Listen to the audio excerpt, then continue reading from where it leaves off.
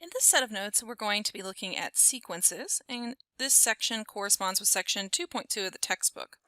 We will not be covering section 2.2.2. Previously, we discussed discrete functions. And so as a reminder, a discrete function is a function where the domain is the set of natural numbers plus 0. So here, what you'll find in your notes, or in your book rather, that when we talk about the natural numbers plus 0, we're going to use the notation capital N, where that capital N is bolded with a subscript 0 on it. Now this is going to be different than the capital N that you saw in the previous note set. Notice that that one was not bolded and just represented the first occurrence. So here in this set of notes, when you see a capital N with a subscript 0 that's been bolded, we're referring to the natural numbers plus 0. And then recall the following definitions from your previous math courses. So the natural numbers are positive integers. A domain of a function is all of the possible inputs that that function can take. And the range is the set of complete possible outputs once we account for the domain that we're looking at. And so we can use the following notation to denote a discrete function. Often in mathematics, we use notation basically as a shorthand instead of saying, a really long sentence. And so what we've got here, if we look at this notation, we've really got 5 separate pieces. And so we can kind of look at each of them and talk about what they represent. So the first thing we have is the curly f. The curly f here represents a function. And so we're going to define what that function does here in just a minute. And so the letter F is often used to denote functions, but you'll also commonly see the letters G and H. It's really just a placeholder. You could use whatever letter you want here. It's just usually we see F, G, and H used. The colon represents such that. And so anytime you see a colon in mathematics, it usually is going to represent the phrase such that. Again, the bolded capital N with the subscript 0, that's going to be the natural numbers plus 0. The arrow pointing to the right usually means maps to. And then R here is going to be the real numbers. So what we're doing is we're saying that a discrete function is a function such that the natural numbers plus 0 is mapped to the real numbers. And so notice that this is pretty much the definition that you saw before. It's just now we have a nice shorthand kind of notation. And then the next line is just saying if we have n, we're going to map into the function f of n. So in other words, n is going to be our domain, and that's going to map to the range, which is f of n. So here we have an example so we can kind of see what this looks like with different numbers. And so notice again here, we're going to have our input. Here, the function, this defines the output. And again, we're going to be mapping those natural numbers plus 0 to the reals. And so we could kind of write out what this looks like in a table. If we think of what the input is, well, our input is going to be those natural numbers plus 0. So we could go ahead and write a couple of those out. And then our output is going to be the function, which is 3 times n squared. So if we plug in 0 for n, we're going to end up with 0 squared times 3, which is 0. 1 squared times 3 is 3. 2 squared times 3 is 12. 3 squared times 3 is 27. 4 squared times 3 is 48. And 5 squared times 3 is 75. All right.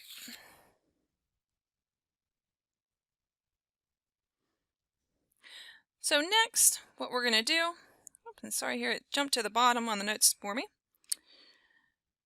We're going to talk a little bit more about functions of this form. So notice that these functions are defined by their list of values. So in other words, one way that we could write this out is we could substitute in for little n all the possible values that it can take. And remember that for these functions, our input or our domain is going to be the set of natural numbers plus 0. So we could have f of 0, f of 1, f of 2, and etc. And this list is known as a sequence, and we could write it as follows. So notice here inside of the inside of the curly brackets, again, we have kind of an expression that we could really read as a sentence. And so let's look at, again, what those separate pieces mean. So the first thing that we have here is the f of n. And so since we have this in the curly brackets, this reads a set of f of n. And so those curly brackets around the outside let us know that we're going to have a set of something. And in particular, we're going to have a set of f of n's.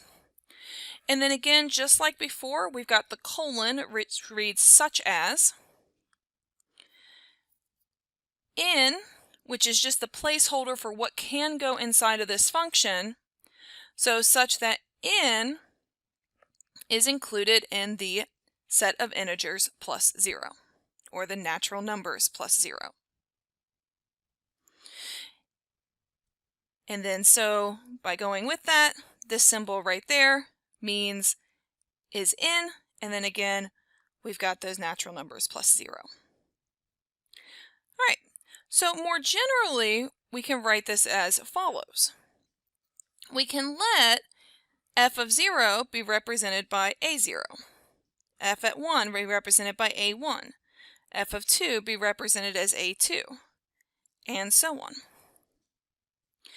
Now notice what each of these subscripts are doing is they act as the indice.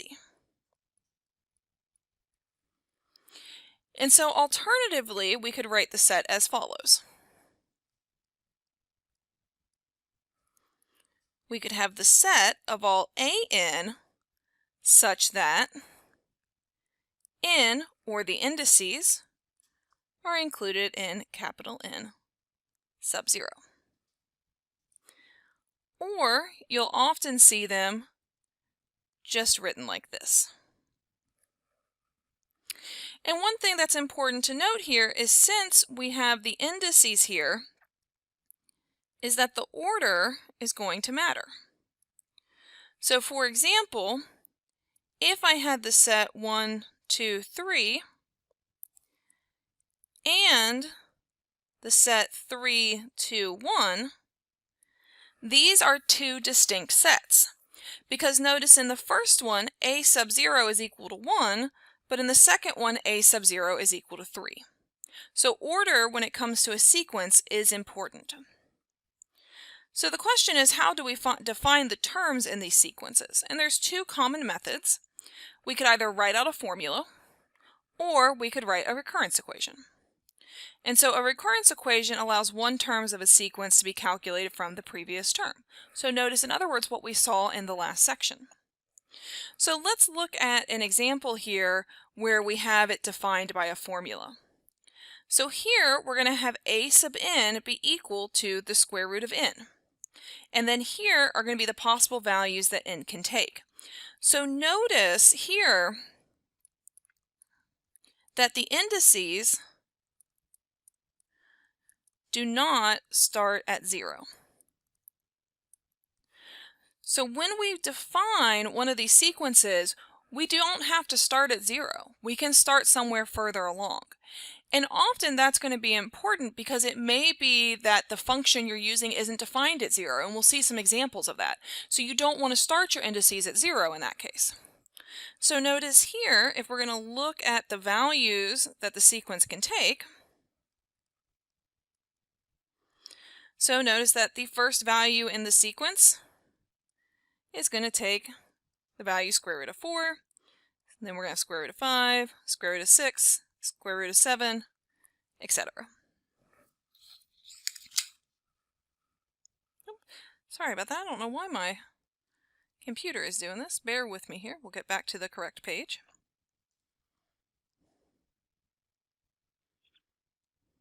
All right. So often when we see a sequence and we recognize a pattern, we can write an expression for the nth term. So let's look at a couple examples here. So first we're going to want to find a sub n for this sequence right here. So we've got 0, 2, 4, 6, 8, and 10. And that's going to keep on going. So we see that for each of the elements, we're going to increase by 2. So let's just write out what some of these are equal to figure out where we need to start and what this is going to look like. So let's start out with just going ahead and defining a sub 0. Now it may be that I start with a sub 0, but I really see that I need to start my indices somewhere else. That can happen. But for here, I'm going to start with a sub 0. So I see that a sub 0 is equal to 0. A sub 1 is equal to 2. A sub 3 is equal to 4. A sub 4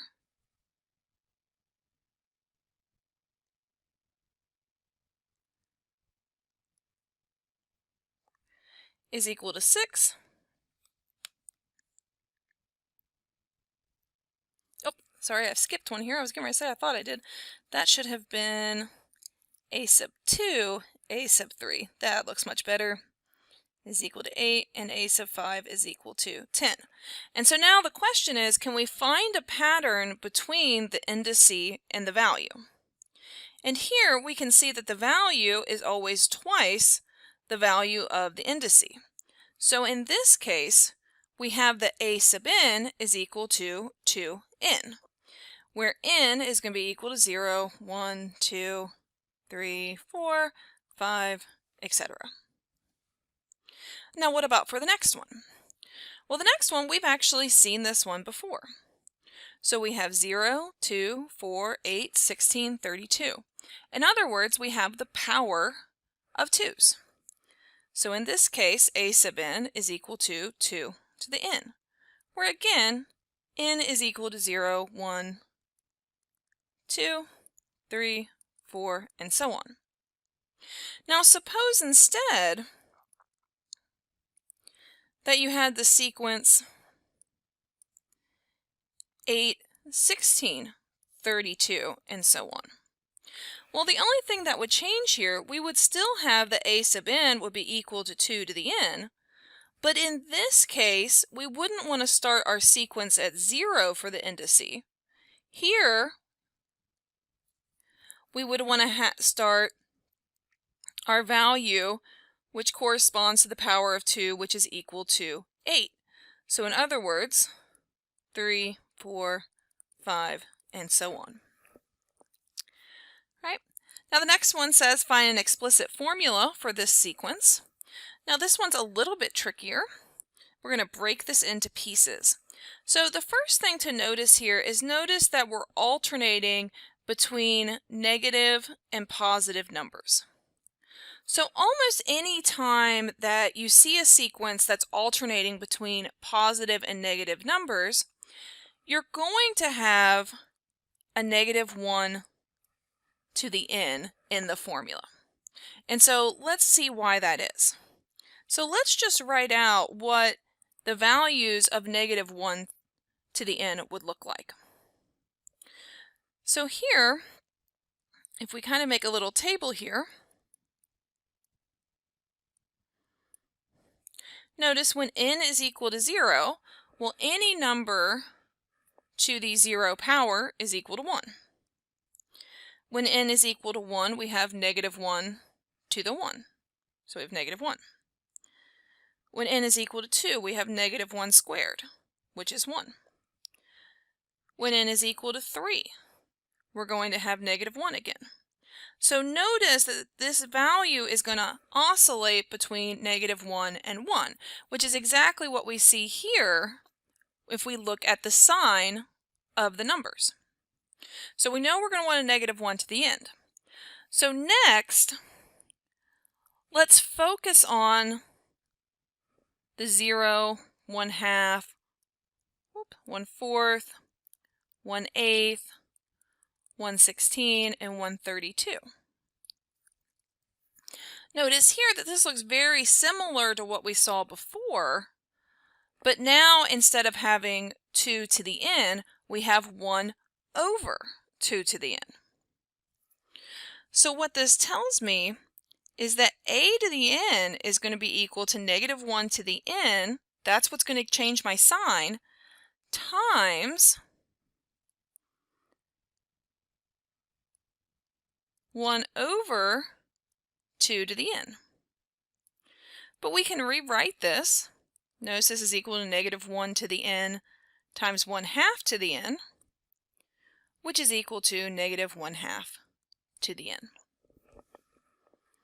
And so here we could define that explicit formula. We could also write this as f of n is equal to,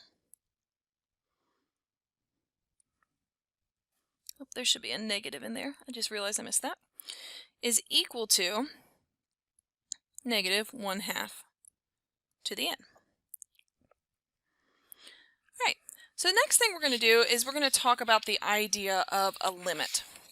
So when studying populations over time, we're often interested in their long-term behavior. Specifically, if nt is the population size at time t, so notice here n is not bolded, we want to know how nt behaves as t increases. More generally, for a sequence a sub n, we want to know how the behavior of a sub n as n tends to infinity. We say that we take the limit of a sequence a sub n as n goes to infinity, and we use the following shorthand notation. And both of these are equivalent. You can use either one. I tend to use the one on the left more. So if the limit exists, a sequence is called convergent, and we say that a sub n converges to a as n tends to infinity. If the sequence has no limit, then it's what's called divergent. So let's look at a couple examples. So let a sub n be equal to 1 over n squared, where n is going to start at the value 1, and we're going to find the limit. So the first thing we're going to do is we're going to plug in successive values of n. So notice when n is equal to 1, I have 1 over 1 squared, which is just equal to 1. When n is equal to 2, I'm going to have, there should be a comma between those, I'm going to have 1 over 4. When n is equal to 3, I'm going to have 1 over 9. When n is equal to 4, I'm going to have 1 over 16, and this is going to continue. Notice what's happening is that as n increases, the denominator is going to get progressively larger. And since the denominator is getting progressively larger, that means that the overall fraction is going to get progressively smaller. Also notice, since n is always positive, this fraction has to be always positive. In other words, we're never going to dip into those negative numbers. So what we could do is we could guess that as the terms increase, as n increases, the terms themselves are going to approach 0. They're going to get smaller and smaller. And so what we could say here is that the limit as n approaches infinity of a sub n, we would say that this is equal to 0. And since that limit is an actual numeric value, we would say that the limit exists.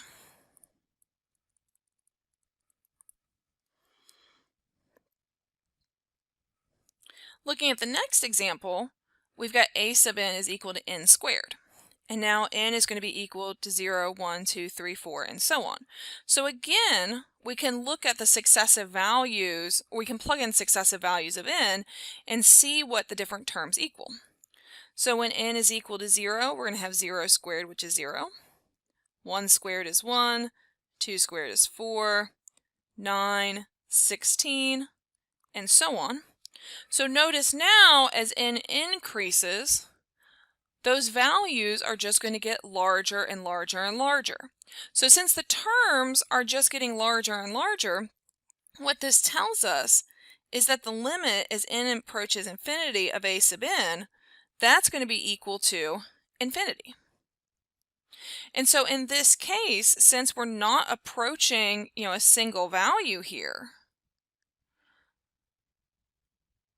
and since we're approaching infinity, what we would say here is that the limit does not exist. And DNE is shorthand for does not exist. And so we could look at one other example here. So doing the same thing, here I've got n plus 5 over n. I'm going to plug in some different values for n. So I'm going to start out with 6 over 1. 7 over 2, 8 over 3, 9 over 4. And then if we look at these in decimal place values, or as decimal places, we get the following.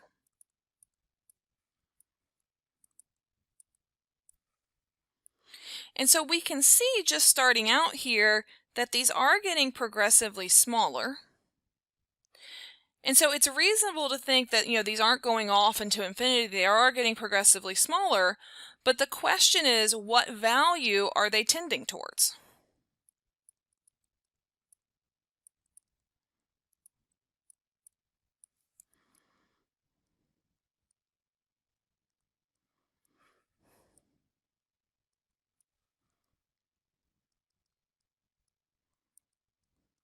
And we can use a plot to help us. But before we do that, let's look at the formal definition of a limit. So we say that a sequence A sub n has a limit A if, given any epsilon greater than 0, there exists a number n such that the absolute value between A sub n and A is less than epsilon, whenever n is greater than some n. Really, all this epsilon is saying is that as long as n keeps on getting larger and larger and larger, that eventually we are just going to get closer and closer and closer to some value. And it doesn't matter how close we define closeness to be, we're going to continually get closer to that number. And so let's look at a picture to see what this is actually saying, and we're going to look at it for our previous example that we had. So remember, in our previous example, we had A sub n was equal to n plus 5 over n. So the first thing I'm going to do is just mark my axes here. So along the x-axis, I'm going to have n, and along the y-axis, I'm going to have A sub n. And then I'm just going to go ahead and place some markers here.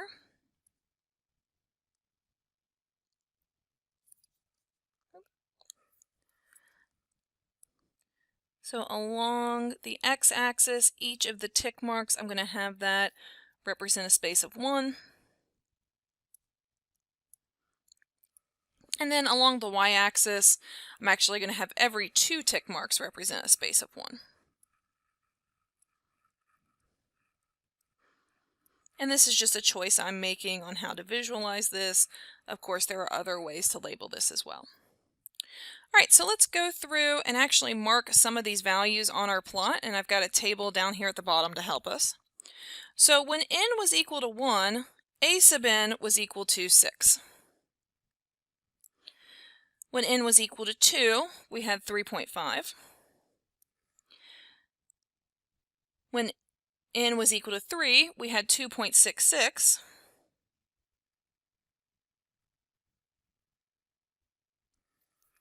For 2.25. At 5, we have 2. At 6, we have 1.83.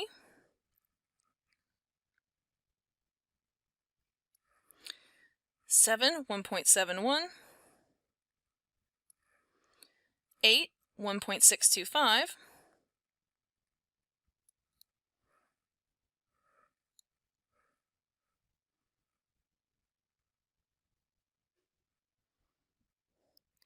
We have 1.55 at 9.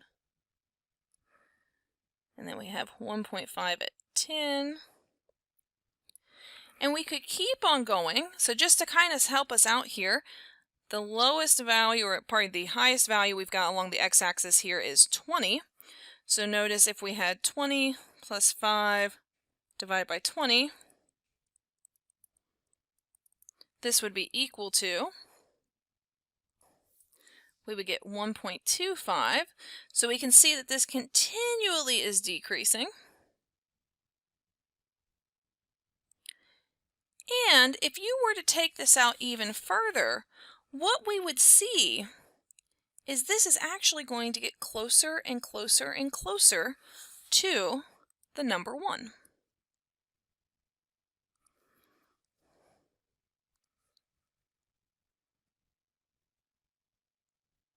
and you can plug in some numbers that are much larger to test that. We're never actually going to reach the number 1 because the numerator is always going to be ever so slightly larger than the denominator. And so one way to think of this is we could plug n equal to 1,000,000. So notice if we did that, we would end up with 1,000,000 plus 5 divided by 1,000,000.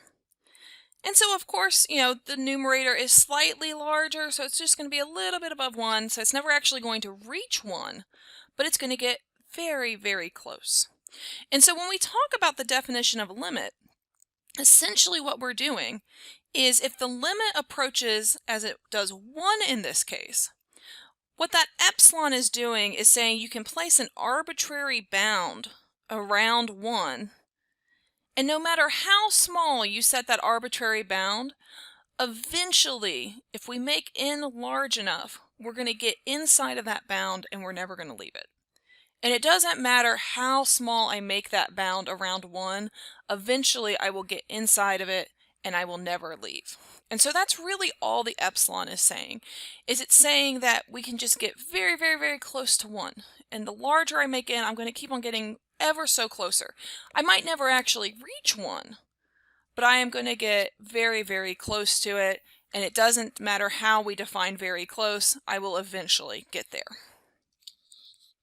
All right, so let's look at a couple examples here, and we'll see how to do one formal definition or formally show that a limit is 0. I'm going to ask you to do one of these on your homework. You don't have to do a lot of these, but I think it is good to see at least just once, formally how we work with the epsilon.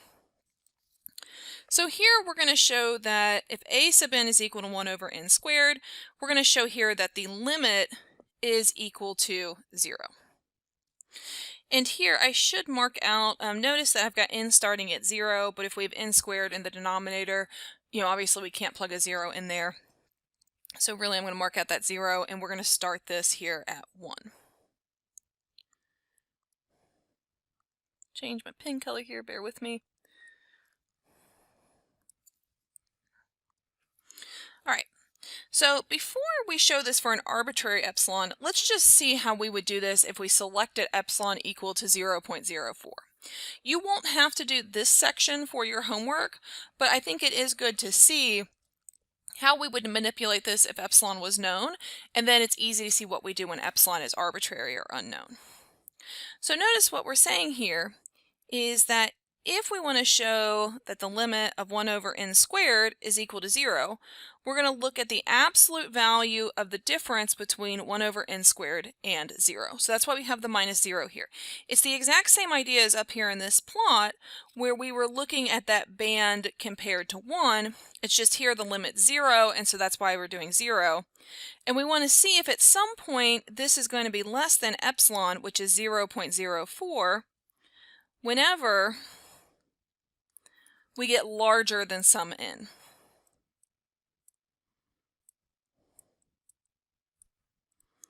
Okay? And so we can do this by just solving the inequality.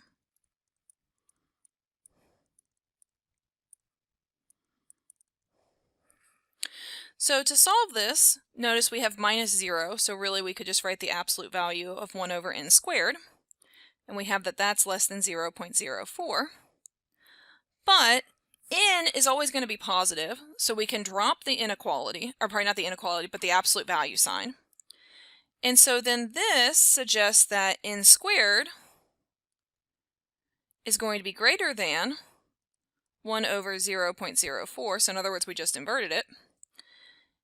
But this implies that n is greater than 1 over 0.2, which is equal to 5. And so for epsilon equal to 0.04,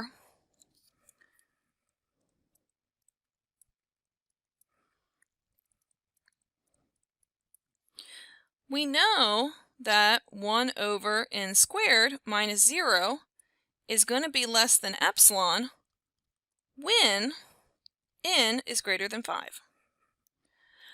So since once n is greater than 5, we know that that is going to hold, then we were able to show that. Now, in order to show the limit, we actually need to show that this occurs for any arbitrary epsilon, not just 0.04. So how could we show that for an arbitrary epsilon?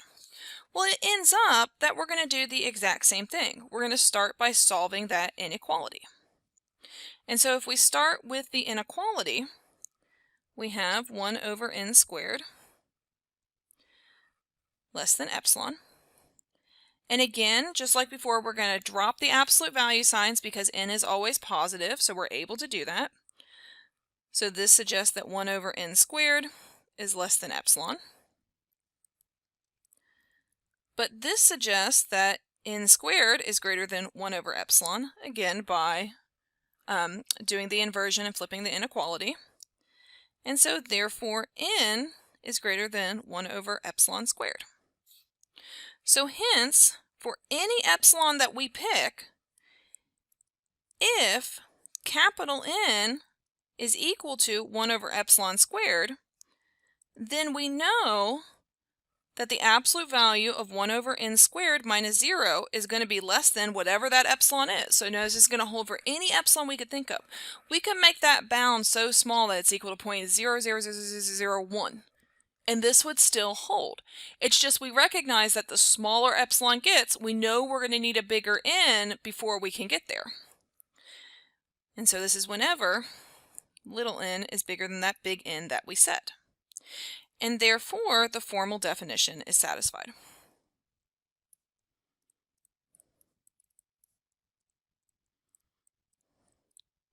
And so again, I'm not going to have you do a lot of these, but I think it is good to think about what it really means to say that we have a limit. So in other words, in a limit, it means that that function as n increases is going to tend towards some value. But what does it mean to tend towards some value? It doesn't mean that we ever actually have to be equal to that value. And so when we saw that up here in this plot, this function is never going to reach the value of 1. But as n gets very, very large, it's going to get incredibly close to 1. And it doesn't matter how small we set that bound to be, we are always going to get inside of it as long as n is incredibly large. And so that's what it really means to have a limit. And so it ends up that there's a lot of different limit laws that make it easier to work with limits. These are from your textbook. Your textbook has several examples of application of these rules. So I do highly recommend to look through those. If you need more examples or you have any questions about those, please let me know. So in terms of the rest of the sections of the textbook, there is one on recurrence equations. We're going to skip that one. It's an optional section you can read on your own. And then the very last section is on the use of sigma notation to represent sums of sequences. So far we've looked at the value of different terms in a sequence. And it ends up that a summation sign can be used to denote the sums of the terms in a sequence. And so we'll look at an example of these. So we have two different sums here, and we'd like to write these in sigma notation. So we'll start here with the first one. So the first thing that you want to do for each of these is define how the individual terms come to be. So in other words, what is that a sub n? And we've seen the first one before. Here, we know that the a sub n is equal to the powers of 2. So if we want to write this as a sum, really what we've got here is we've got our sum notation. Down at the bottom, we're going to write the value that the indices start at. So here, our very first indice, oh, I just realized that there is an error here, and I'm going to fix this on your end. This first term should be a 1, not a 0. So here, we're going to start at the indice k is equal to 0. And then we're going to go all the way up to n. And here we have 2 to the k. So why did the n become a k here? What happened as we moved to the summation notation? So what the summation notation does is down here at the bottom, we define the value that we're going to start at and the value we're going to end at. And then k here just acts as a placeholder. So for this summation, what we've got is we start when k is equal to 0, we're going to have 2 to the 0. Then we're going to have 2 to the 1, 2 to the 2, all the way up to 2 to the n. So notice that's why we don't want an n here, because k is the thing that's changing. If you were to write this as the sum in k equals 0, 2 to the n, this would just be equal to 2 to the n plus 2 to the n plus 2 to the n times. So that's why we don't write it that way. We've got the k here, because whatever is at the bottom, that's going to be what's changing at each time we evaluate the terms. All right, so let's look at the second example.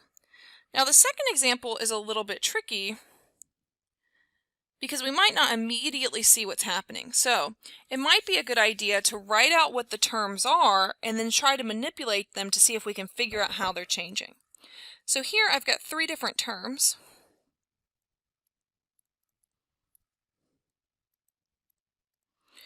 And the first thing I notice here is that they all start with in the 200s. So I'm going to try just dividing them by 2 to see what happens. So if I divide the first one by 2, I get 100. So I notice that this is really 2 times 100. The second one is 2 times 121. The third one is 2 times 144. So next, looking at this, I notice that, well, 100 is equal to 10 squared. So I've got 2 times 10 squared. In the second one, I've got 2 times 11 squared. And in the third one, I've got 2 times 12 squared. So here is the piece that is changing. And I notice that it goes up by 1 each time. So I can use the summation notation to help me here. Here, I've got the sum.